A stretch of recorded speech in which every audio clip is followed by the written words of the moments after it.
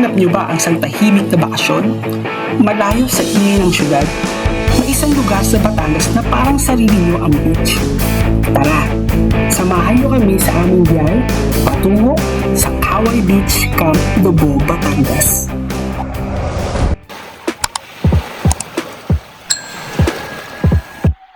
Matatagpuan ang bayan ng Lobo sa timog silangang bahagi ng Batangas.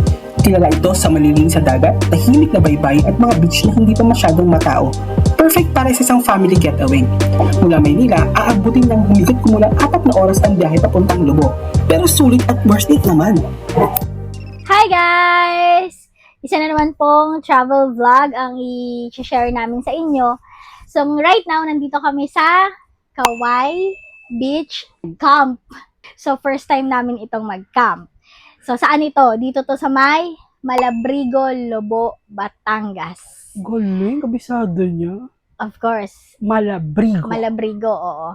Before ko kayo i-room tour, i-walk through na, ikukwento ko yung paano papunta dito. Struggle is real. As in, paikot-ikot ang tarik. Basta ganun, kung pumunta kayo dito, mag-ready na lang kayo. Dahil nga, as in, nakakapunta kayo sa Pico de Oro, may paikot-ikot, mas pasigsag to. Para makapunta dito, so SLEX, Skyway SLEX, ang exit nyo, Batangas exit. Wala kayo ibang, pinakadulo, wala kayo ibang i-exitan kung hindi Batangas exit. And from there, i-base nyo na yung Kaway Beach Camp. Madali lang siyang sundin sa Waze. And then, pag may nakita na kayo, welcome to Lobo, after nung tarpaulin na yon, may magpapastop sa inyo. Maniningil lang environmental fee. So, 30 pesos each per adult. 60 lang yung siningil sa amin. So, I guess, walang bayad yung bata. And then yun, dire-diretso na. From Batangas exit, medyo malayo-layo pa. Nalimutan ko ilang kilometers pa, pero malayo pa. Kilometers pa. O, tapos doon na kayo magre-ready doon sa pa-zigzag-zigzag na daan.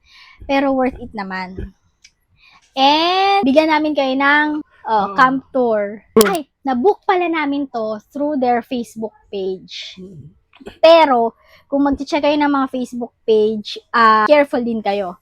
Kasi before nito, meron makumuntik ng ma-scam na muntik ako ma-scam dito rin sa Batangas. Ginagaya yung Facebook page. So, careful lang. Ipopost namin dito yung legit na Facebook page nila. Napakabait ng ng mga staff dito.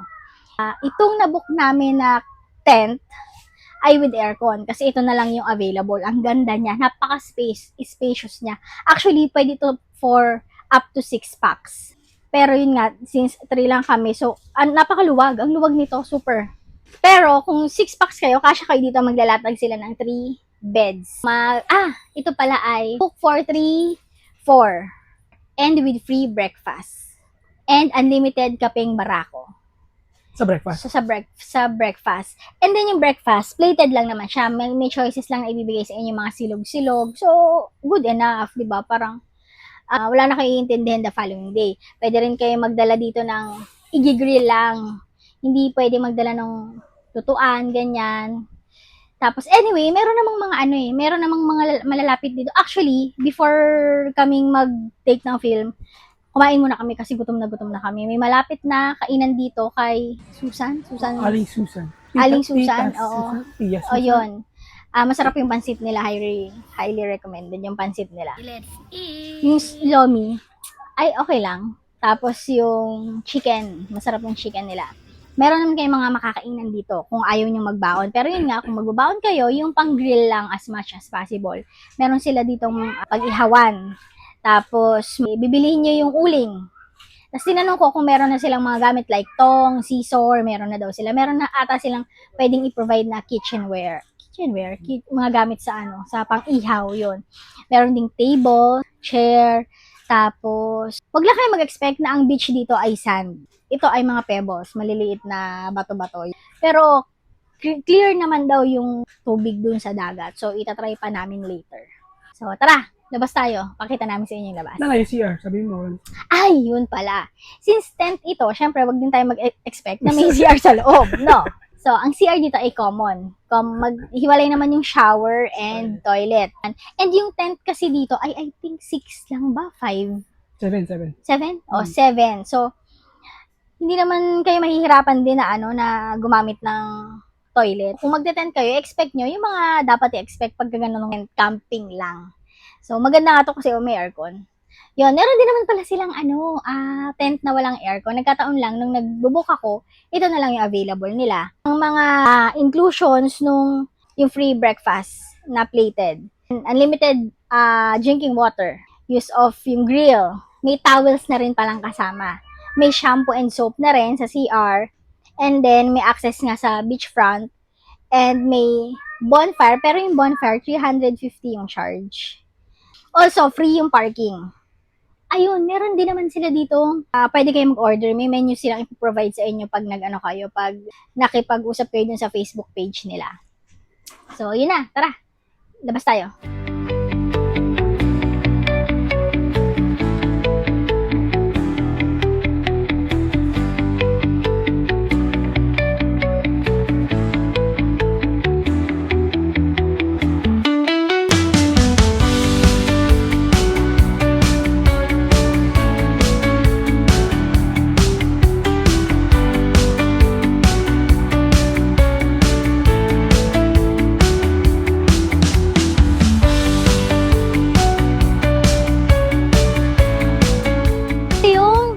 Front ng aming tent, meron yung lock. Pag ganyan-ganyan, pero may lock yan. So, siguro kung kakain kayo din sa labas, kung magbe-beach kayo, pwede nyo siyang i-lock. Tapos dito ka pwede mag-grill. Ito yung tables and chairs. Tapos ito yung tree house na sinasabi ko. Ay, wala na pala yung parang wala na yung duyan. Wala siya parang masira lang. Oo nga. So, yan yung tree house. So, dito tayo. Ito yung first na tent. Ayan yung pinaka-beach, oh. Siguro sa morning dyan. Sana umaraw tomorrow.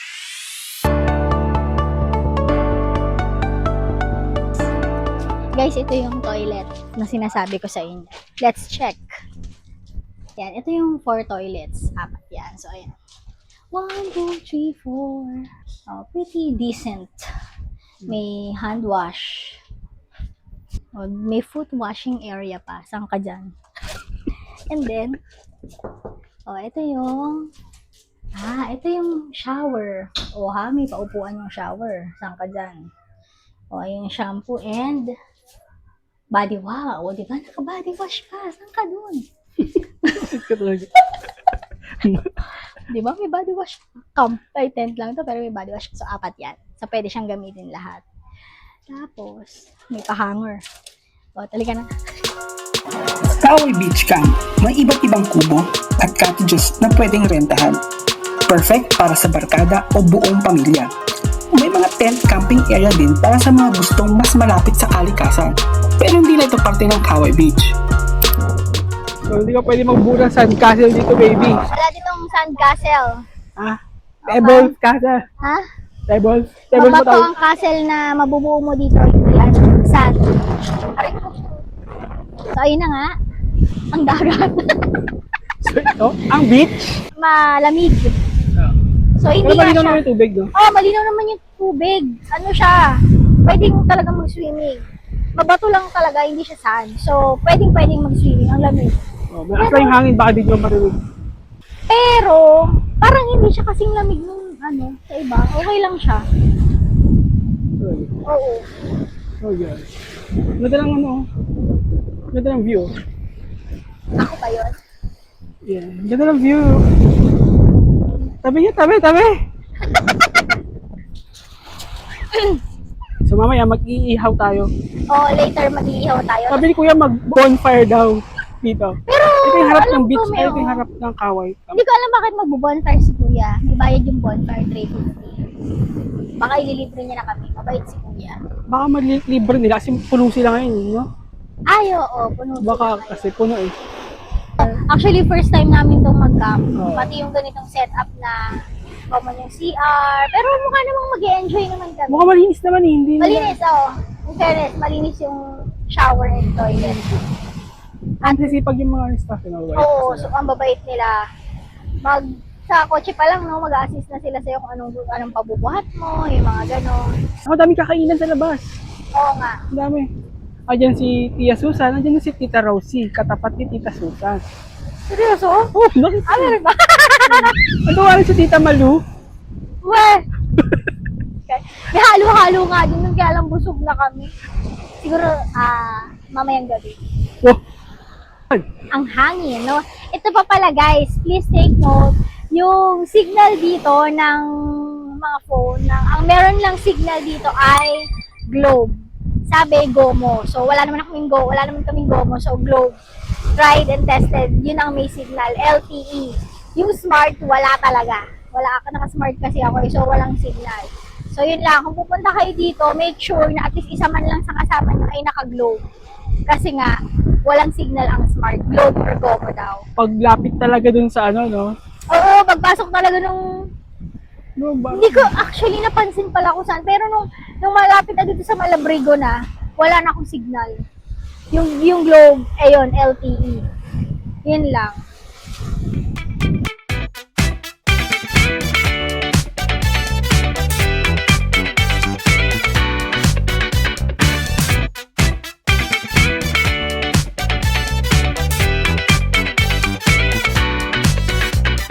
I've been missing you, babe. Tell me something, do you feel the same, baby? I've been missing you, babe. Tell me something, do you feel that way? Yeah.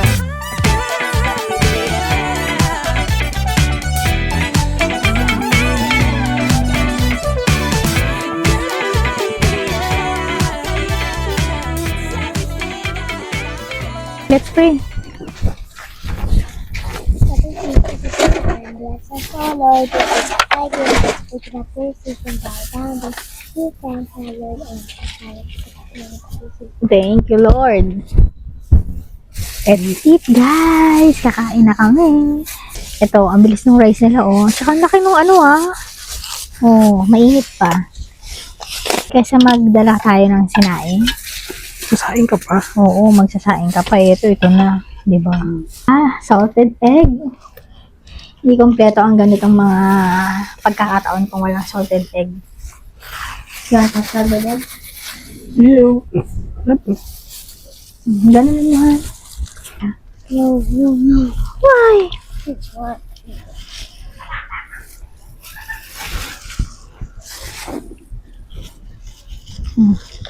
Uy. Influencer yan.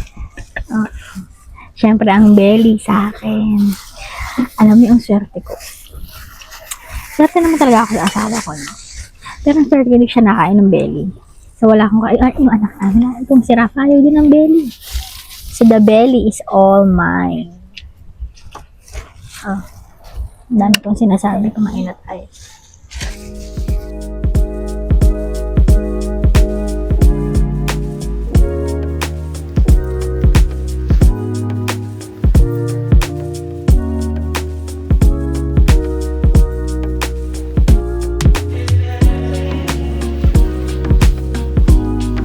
Morning, guys! And today our second day and we will be having our breakfast. Ito yung plated nila breakfast. Tapos with coffee. And then we had a good sleep, no? Ang sarap ng tulog namin. Ang lamig! Well, naka-aircon kami. Pero kahit hindi ka mag-aircon, actually, malamig talaga. Ang sarap ng hangin. Buti nga, maganda yung weather today. Yun pala. Kung nag-worry kayo na yung tent pa ay secured, safe naman. Also, nag-provide sila dito ng lock. So, pag natulog kayo, pwede nyo i-lock yung tent. Tsaka, secure naman, wala namang any problem na nangyari last night. As in, super smooth and ang sarap ng tulog namin. No? And then, yung side na to, pwede din mag-tent dyan eh. Mag-camping. Magdadala kayo ng sarili nyong tent, pwedeng mag-camp. Siguro pwede. Hindi na siya kawaii, iba na siya. Pwede ka mag-camp. Tapos, yun, okay din nung naligo pala kagabi, nakanatry na namin kagabi yung shower. Ayos naman. Okay, guys, kain muna kami ng breakfast.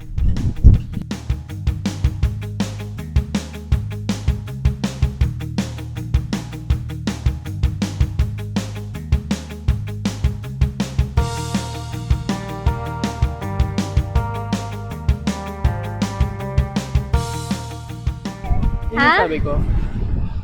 Na may mga... Pwede mag-day tour, may mga cottages. Oo, cottages. Ayun, ang ganda pa ito na may fall pala sa Lobo, Batangas. Winter, spring, summer, or Fall, kala ko mo anong fall. Ligo na tayo. Ang checkout pala dito ay 12 noon. Yung mga regular checkout. Ang check-in ay 2 p.m. and then checkout ay 12 noon.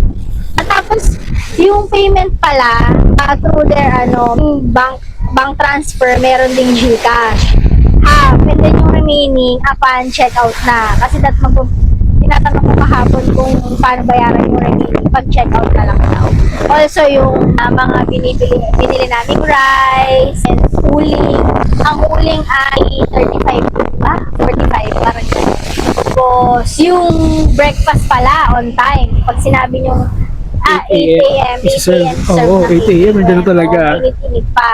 Kaya, alam mo yung service nila talagang nag-effort sila, hindi basta makapag-serve lang. Excellent service. Oo, mabait yung mga staff dito. Pag may kailangan ka, talagang Ang bilis. provided agad. Oo, ang bilis, hindi ka maghihintay. Napansin ko rin yun kahit dun sa mga ibang guests, pagka meron silang nire-request, ang bilis ni Kuya. Oo, ang Ang bait ni bilis. Kuya, ang bait na ate dito. Kaya, worth it yung biyahe. Oo, ay, malayo nga. Oo, malayo lang talaga siya. Paikot-ikot yung sa bundok. Pero, pagbaba mo maganda. Oo, maganda naman. Worth it talaga siya. Tapos yun nga, relaxing, lalo kung pagod ka sa work, stress na stress ka sa work. Perfect place to kasi masarap ang simoy ng dagat.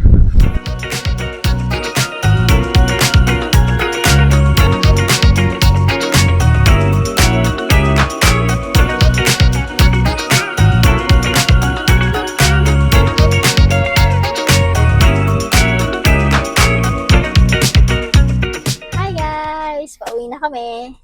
And it's a time check. Ano oras na ba?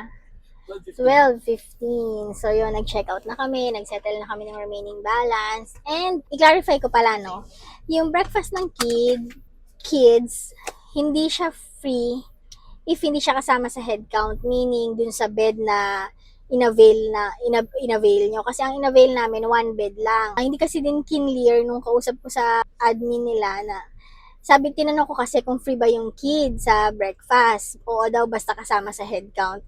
Yung head count pala na yon, meaning kung yung bed na inavail nyo ay, for example, for 2 beds, so meaning for 4 packs, free yung kid. Pero kasi, sobra na yun sa amin. Ang liit naman din ni Rafa, kaya ang inavail lang namin yung 1 bed. So, nag-additional kami for breakfast niya. 185 to 195 lang naman nagre-range. So, okay lang naman yun. Kesa mag-additional bed kami na magiging 4 packs na yon. So, yun lang. Kinlarify ko lang. And, enjoy naman dito and super bait ng staff. And, everything went smooth. Went well. So, tanongin nyo, babalik kami dito? Yes. Kasi maganda yung place. Hindi man siya typical na resort. Well, glamping nga ito. Pero sulit naman. Oo nga, malayo. Pero worth it naman din yung biyahe. Kaya, guys, try nyo. Tapos pala, guys, kung hindi pa kayo nakasubscribe, subscribe naman kayo sa amin. Follow us. And, watch Parapol out. ako ng BMW. Wow. Keychain. And watch out sa aming mga susunod na travel vlog or anything na pwede namin i-share sa inyo. Yun lang. Bye-bye. Bye-bye. Enjoy. Thank you. God bless.